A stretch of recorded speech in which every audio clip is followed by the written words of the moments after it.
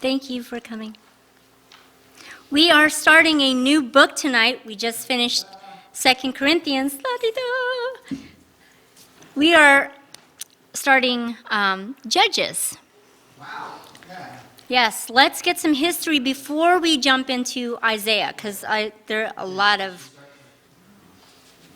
of chapters in Isaiah, and we need some background. So we're going to do Judges, Isaiah, and then Revelation?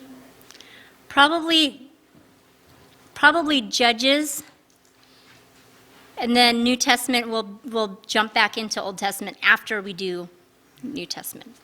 We'll see. Or, yeah, maybe Revelation after this. We'll see. Praying about it. All right. Are we ready to begin? We are ready. Right. All right. So, a little bit of history. The book of Judges covers the historic period of Israel from the time of Joshua's death all the way up until the beginning of Kings. So, the book of Kings, right? We have no record of who the author is of this book, unfortunately, but Judges covers a 300 to 400 year time span. Okay? So during this transitional time for the country of Israel, the time period before this was when the people of Israel were the slaves to the country of Egypt, right? All right. Now, Moses, their God-ordained leader, united the Jews as a people and led them out of Egypt and out from under the oppression of slavery. Now, some of us are very familiar with this, right? What's that movie? Moses! What's that one? Ben-Hur? What? Oh. Ben-Hur. Moses. Ten Commandments. That scene just, it sticks in my mind. Moses! Okay. So many of us in here have seen that movie, right? Now, the book of Judges contains a lot of history. And if you look at a lot of the other sacred writings from other religions, okay, there isn't a lot of history compared to the Bible, okay? So this is one thing that we need to take with us as we're reading Judges, okay? Now, Moses brought them to the edge of the promised land, right? But he himself could not enter into the promised land. Therefore, okay, Joshua was appointed by God to take them into the land, and he was in charge of conquering the land, okay, and then dividing it up for the people.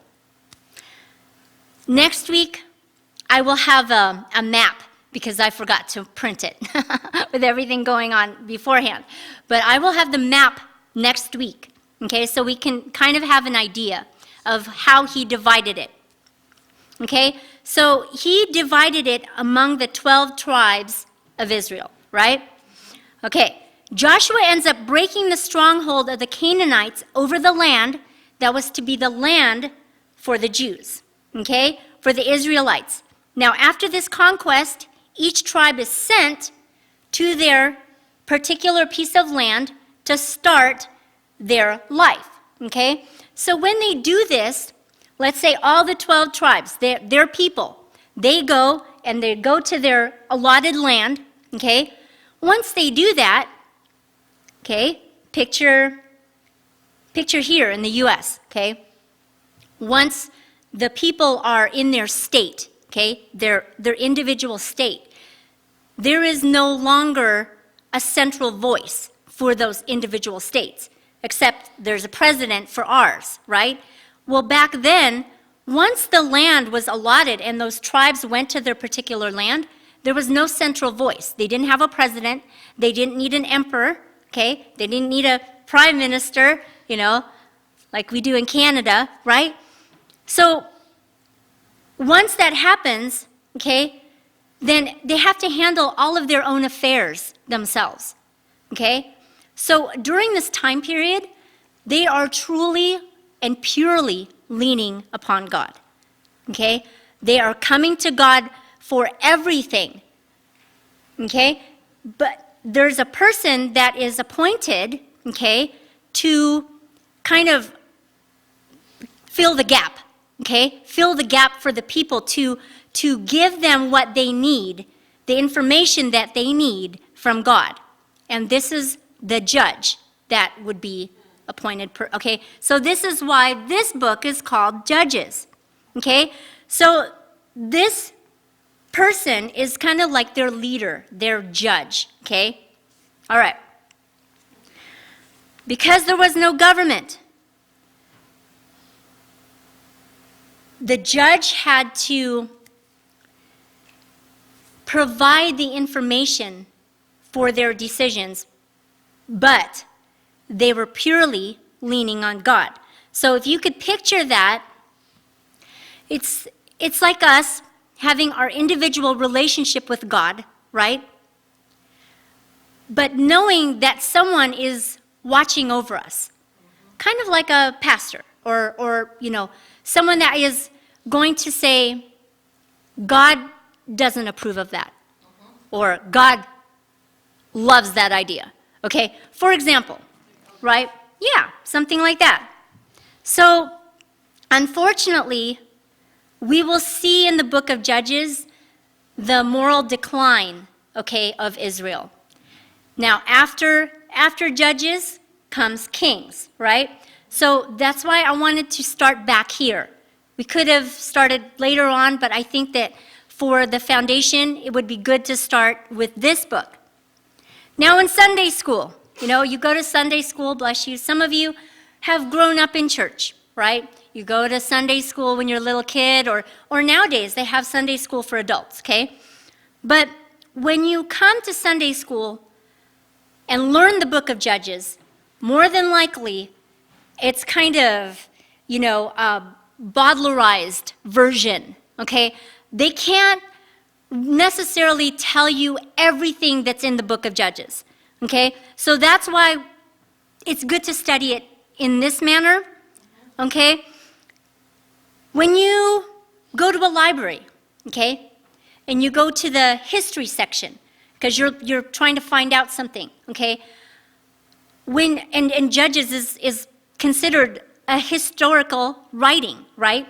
It tells a lot about history. Well, when you go to the library, you go to the history section, okay? There are 4 main levels of study. There are 4 different ways that you can approach history, okay?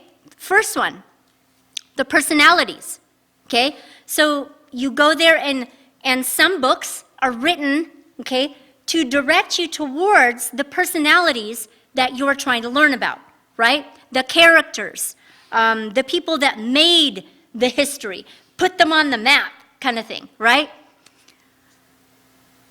Just like in a library, different sections, different kinds of books, different ways to approach history. The second angle, the nations and the people. To look at the nations and the people, right? You can see the political history where one nation is weaker and the other one is stronger, and then later on down the road it kind of switches, right? So approaching it from that angle, that's one way, right? And then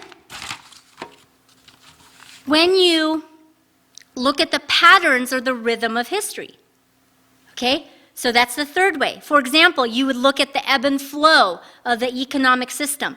How do they prosper? How do they decline? Recession, right, will bring an economy down. So this is one other way that you can approach history. The fourth way, okay, and before I jump to that, there's a similar pattern for all and most of civilization. And as of right now, there have been 21 civilizations that are no longer around, okay? So once you see that pattern, you can kind of recognize. Okay, number 4, what is their purpose? Okay, so when you are in that section, history section, some of the books are going to be written to show you the purpose of what had happened in their history. So, for example, if their history was on a plane. Like their history, the way that their civilization was pretty much cyclical, okay? They would be similar to us, okay, before we knew Christ. Think about this. Most civilizations out there, more countries, nations, if they aren't living for God, okay, which is us before we knew Christ, we would wake up, we would do, whatever, work, school, eat, sleep, wait, it's like a cycle, okay? Right. But when we become believers, our life should have a trajectory. Does that make sense? Yeah. A linear type of trajectory, okay? Because one moment we should learn, we grow in God, as opposed to just the cyclical, kind of like that roundabout that we have up the street, okay? If you didn't know how to use a roundabout, and there's some roundabouts out there, like in England, they're ginormous. If you didn't know how to use them, you just go around and around and around, and you end up where you started. And that is life without Christ. Now, some of these nations, this is their history, okay? So these are the 4 different ways looking at history, right? Now, of course, we want a linear type of growth for our nation, right? Which is why we need to always be praying for our government, just putting that out there, constantly praying. Now, in the Bible, whenever people move away from God, their life loses purpose, right? Yeah. Okay? Your life is like that. If you move away from God, you lose your purpose, right? Now, Judges taught in a Sunday school setting only allows you to get a Bowdlerized version. Bowdler was an English doctor, and he didn't really like the works of Shakespeare because there were naughty stuff, there were naughty things in there. So he redid it, okay, and cut out all those pieces, and that's what's called the Bowdlerized version, Thomas Bowdler. Okay, so when you, let's say, are in a Sunday school setting and you're expecting to get the whole picture of Judges, more than likely you cannot, okay? Because it's too, okay, there's stuff in there about prostitutes getting cut up into pieces, okay? It talks about rape, just a few examples. So picture you trying to learn Judges in this Bowdlerized version. The only parts you get to know are the personalities. Remember the 4 ways of learning history? So this is why I personally like to learn this way, because nothing is cut out. Nothing, and everything is in there. Like you study it and you can take notes, you know what I mean? So there will be no Bowdlerizing here, okay? Because we want the full scope of this book. All right, verse 1. After the death of Joshua, the people of Israel inquired of the Lord, who shall go up first for us against the Canaanites to fight against them? This shows us that their next step is crucial, okay? As Joshua has departed, okay? He's no longer with them, all right? They no longer had a leader, only God, okay? And it's important to point out here, they didn't just vote someone in, okay? They didn't just presume, okay, well, you know what? I've got the most experience, or I have the biggest army, I'm going to be the new leader, okay? They didn't do that, which is, I think, an important thing for us to recognize, okay? That we need to ask God before we make those decisions, okay? Verse 2. The Lord said, Judah shall go up. Behold, I have given the land into his hand. All right. We see that God guided Israel, but that's because they seeked him. Yeah. They seeked him. So back to that thing, we can always come to God. He loves it when we come to him to ask for guidance, right? Now, David's heirs will come from this tribe, the tribe of Judah, okay? And at this point, Judah's tribe is the largest and the most powerful. Verse 3. And Judah said to Simeon, his brother, "Come up with me into the territory allotted me, that we may fight against the Canaanites, and I likewise will go with you into the territory allotted to you." So Simeon went with him. Judah said to Simeon, "Let's team up," which was logical because they shared a common boundary to the south. Okay, and we'll see this on the map next week. And they were both from Leah's offspring. Now, Simeon's tribe had been decreased during the people's wandering, okay, in the wilderness. So their number became absorbed by the Judah tribe. But what is it that God said? Judah shall go up.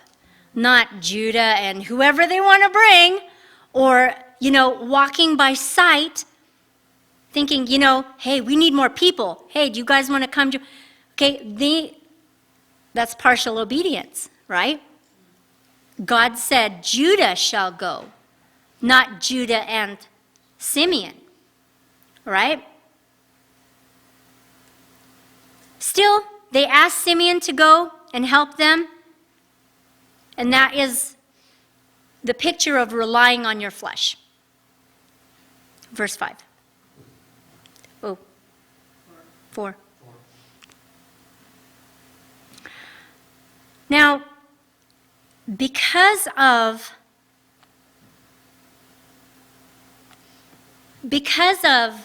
the number of the Simeon tribe, okay, Judah's tribe, okay, didn't need the Simeon tribe to help them. But still, they went.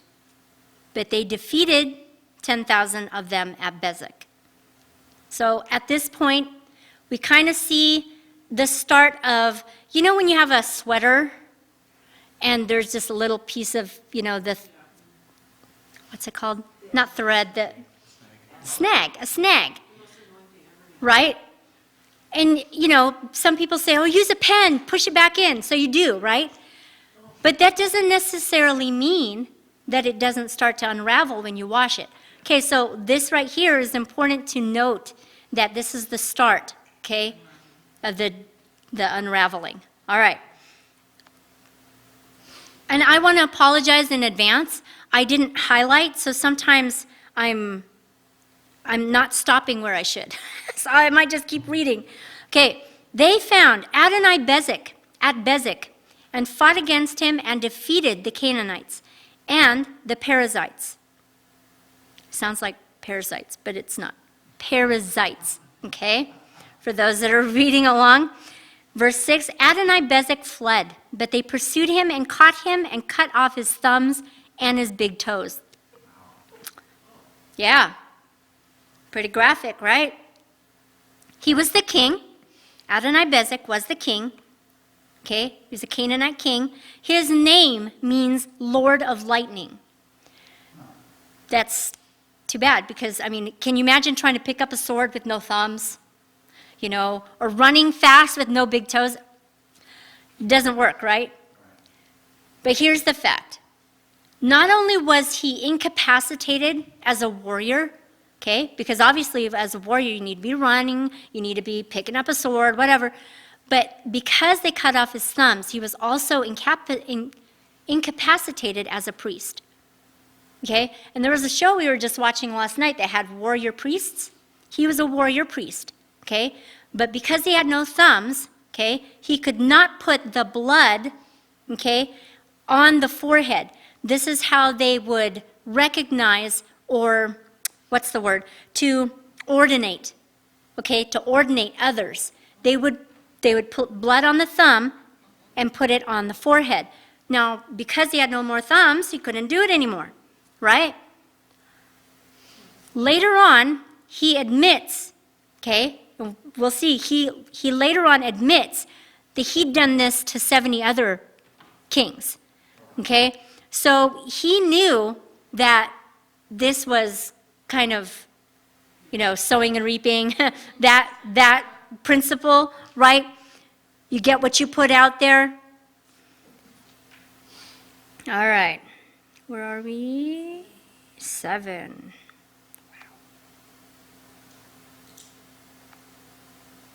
All right, and Adonai-Bezek said, 70 kings with their thumbs and their big toes cut off, used to pick up scraps under my table. As I have done, so God has repaid me. And they brought him to Jerusalem, and he died there. All right, so this shows us that even Adonai-Bezek understood the law of sowing and reaping. Okay, and the world even recognizes it. They call it, though, karma, right? They call it karma. But the principle of gravity, okay, as you can't see it, but it's still out there, right?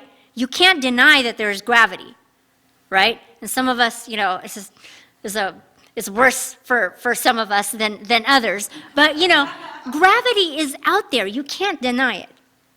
But same with sowing and reaping, okay? And even with sowing and reaping, you plant something in the ground, okay, and you will reap what is grown, right? So even with that principle, and that's a physical principle, a scientific principle, it's real. And so even with Adonai-Bezek, how he was evil, he still understood the principle. So we need to understand that principle, right? Yeah. Okay.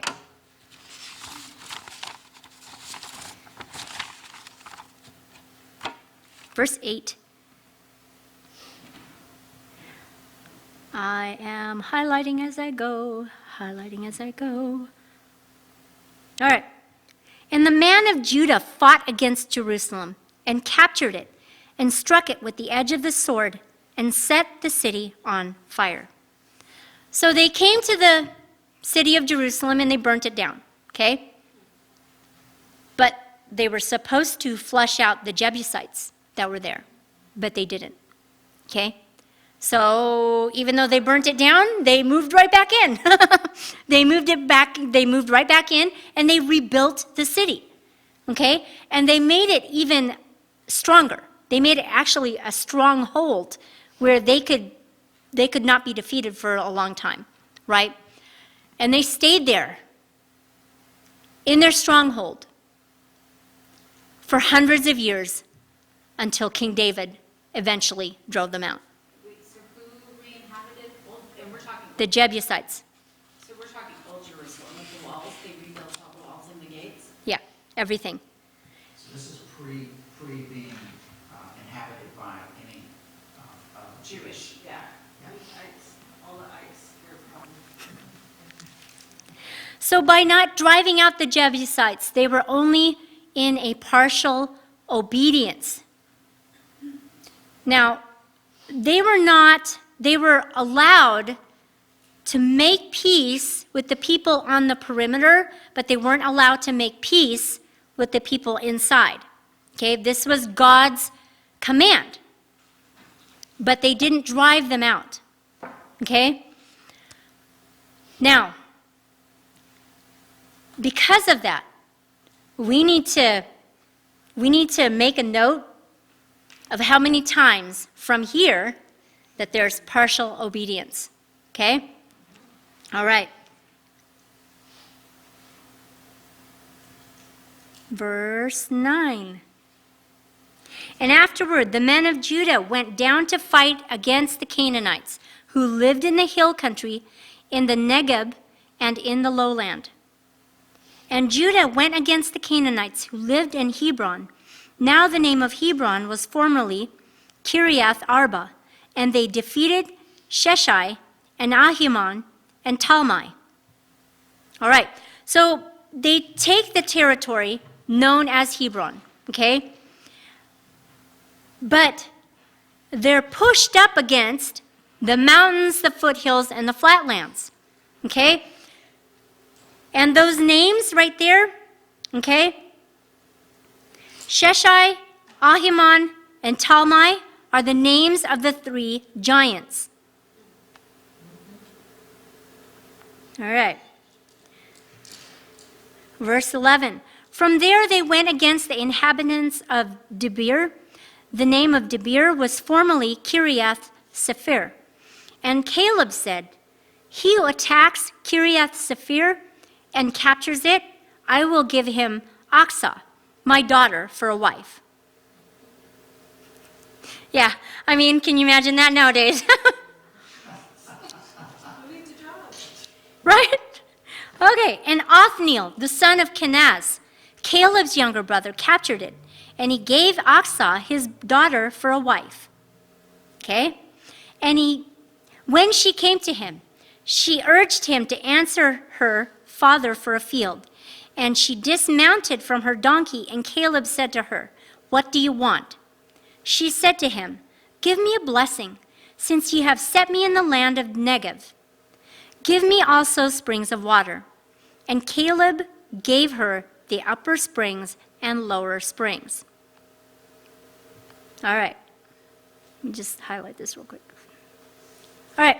So the dowry, in this case, was equal to a victory in the battle. Normally, that's not what a dowry is.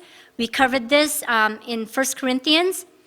Normally, a dowry is a gift, cattle, or whatever it is that you would kind of pay for the ability to marry somebody's daughter. But this case, he wanted someone to win the battle, okay? And so, because he won the battle, he got Aksah, right? So he had given them land, but Aksah, she asks for the blessing to seek water.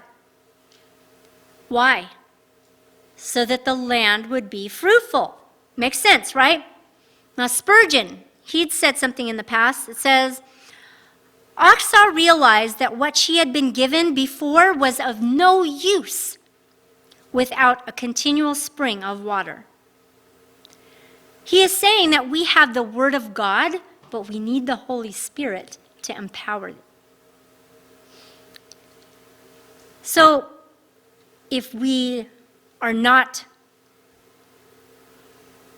and we talked about this last week, if we don't remain in the presence of God, connected to God, okay, it's as though we are not living by the water. We're not living by those living springs, okay? And we'll choke up and dry up and die spiritually. And we've seen it happen. It happens. When you unplug, you aren't connected to God. You're eventually going to try and operate in your spirit, right?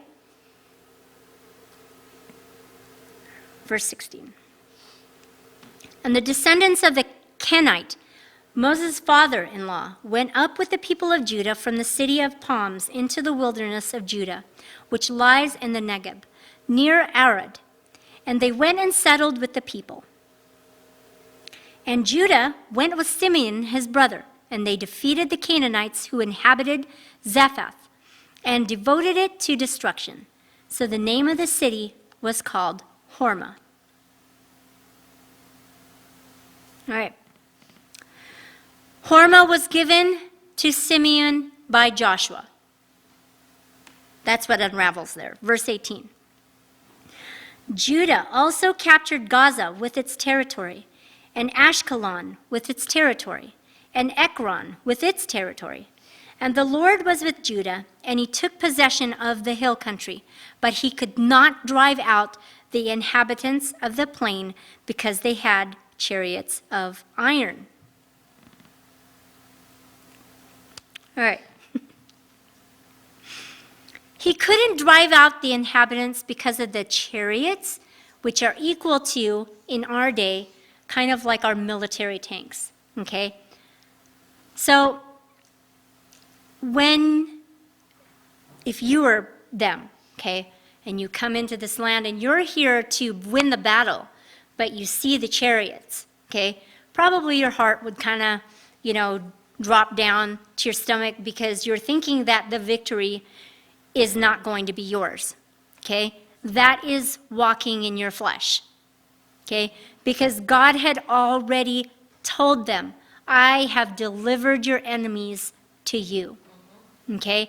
But despite that, okay, when they saw the chariots, their knees started knocking, And that's something that happens to us, right? When God is saying something to us, we need to deal with that issue, right?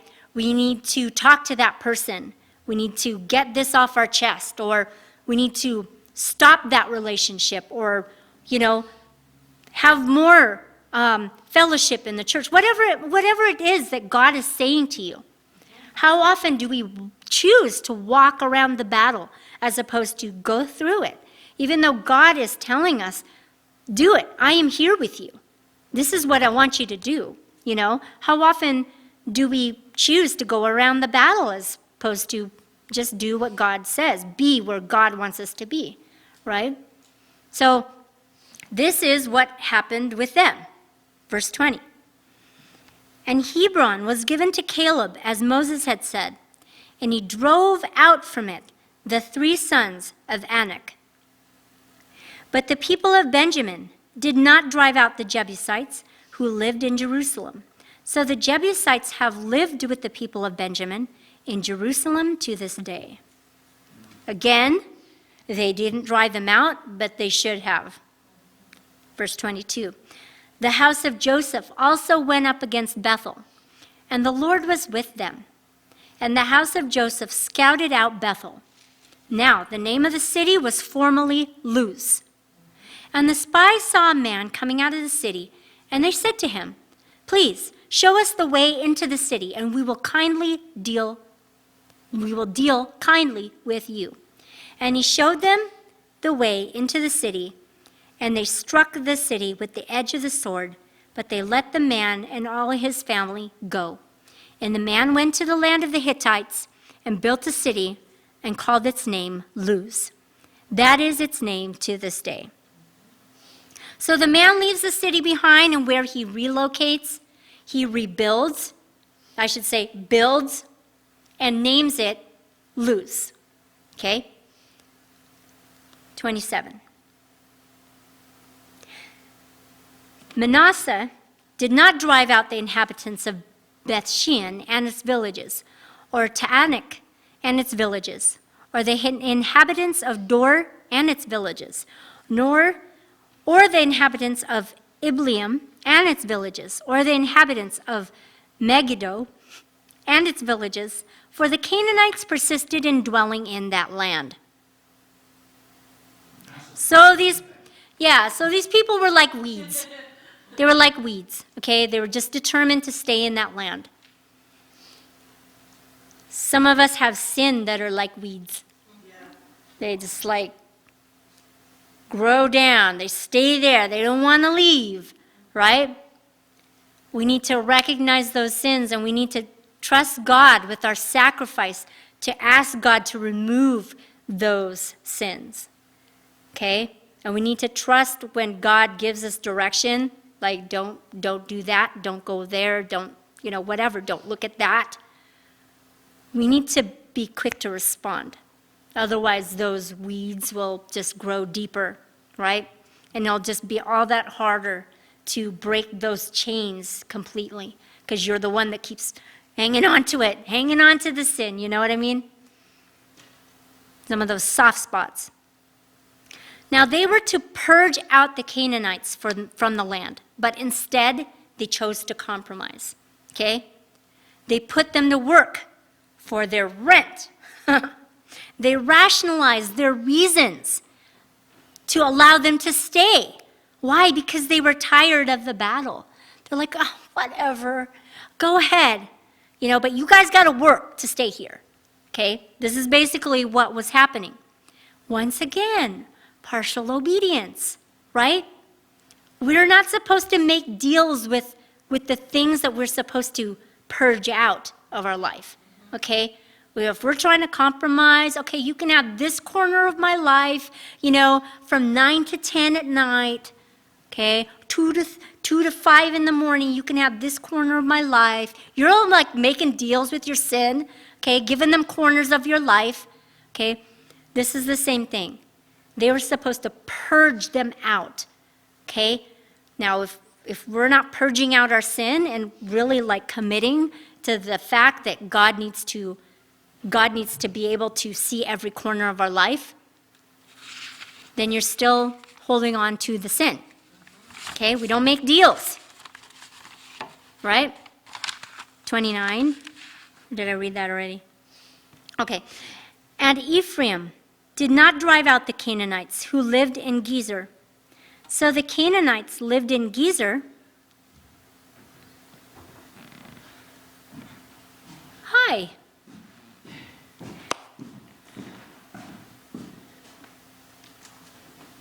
Okay, so I'm going to start over. And Ephraim did not drive out the Canaanites who lived in Gezer. So the Canaanites lived in Gezer among them. So same thing, okay?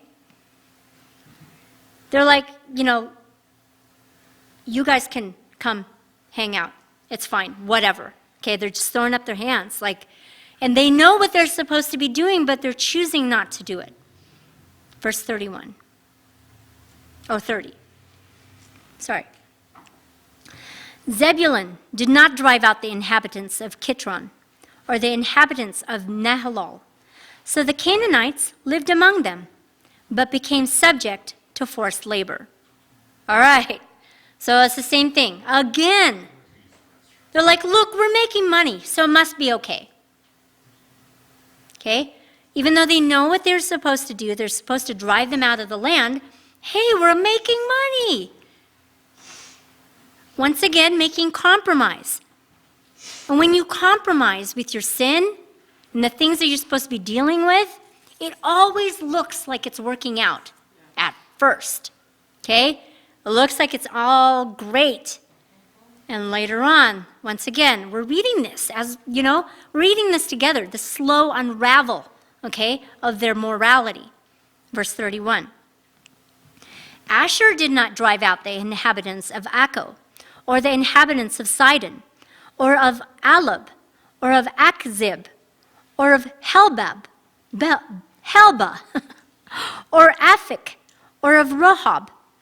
So the Asherites lived among the Canaanites, the inhabitants of the land, for they did not drive them out. All right, so now we see how it just keeps getting worse. Okay, now they're totally just living alongside them. Okay, bless you. We need to walk in integrity.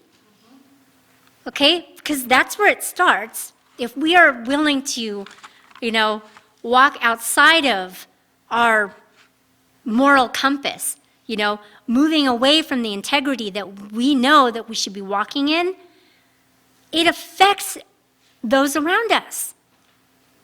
We have to live by example, okay? And this is why a lot of the world scratches their heads when they hear, oh, I'm a Christian, okay? Because there are other people out there that are living double lives. They come into church, they're doing the whole routine. They are even praising with both their hands. Well, one's higher still, but it's getting up there. Okay? Both hands. Their eyes are closed during prayer. They're on time at church. They've got buddies at church. But then when they walk out the four walls, they're still, sleeping around or making choices that make them look like just the rest of the world. And we talked about this last week.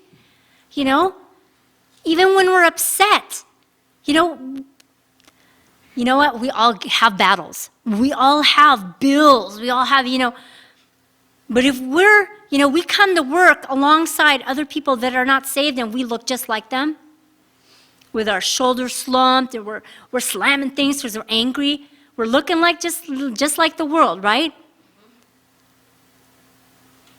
So the decisions we make affect others, even in the house of God, okay? Even in the house of God.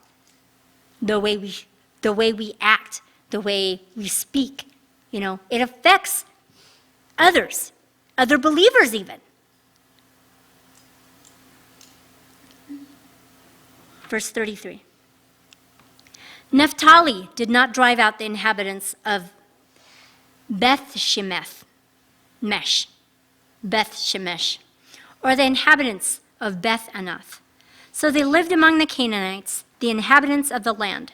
Nevertheless, the inhabitants of Beth Shemesh and of Beth Anath became subject to forced labor for them. So now it's come to them getting bullied, okay? The Amorites pressed the people of Dan back into the hill country, for they did not allow them to come down to the plain. The Amorites persisted in dwelling in Mount Heres, in Aijalon, and in Shaalbim. But the hand of the house of Joseph rested heavily on them, and they became subject to forced labor. So now we see they're being bullied to stay up in the mountains. Do you see how it started out with just, okay, I'm not going to do this. I'm not going to do what God says. And then another one, I'm not going to do what God says.